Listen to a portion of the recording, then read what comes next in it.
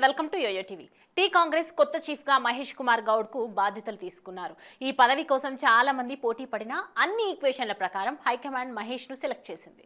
ఈ క్రమంలో టీపీసీసీ పదవిని మహేష్ కుమార్ గౌడ్ కూడా ప్రతిష్టాత్మకంగా తీసుకున్నారు. అందుకే కొన్ని సెంటిమెంట్లను ఫాలో అవుతున్నారు. తాజాగా కొత్త చీఫ్ కుర్చీ సెంటిమెంట్ ఆసక్తికరంగా మారింది. మహేష్ గౌడ్ కుర్చీ సెంటిమెంట్ ను చూసి అందరూ ఆశ్చర్యపోతున్నారట.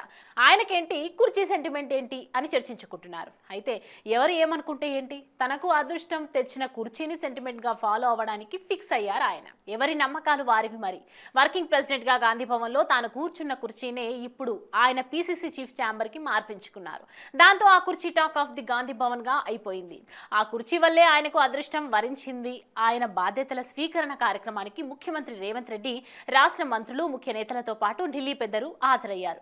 పార్టీ పెద్దలు పలువురు హాజరు కానుండటంతో గాంధీ భవన్ లో భారీ ఏర్పాట్లు చేశారు. అవన్నీ రొటీన్ గా జరిగేవే అయినా ఒక కుర్చీ గురించి హస్తం పార్టీలో విస్తృతంగా చర్చ జరుగుతోంది.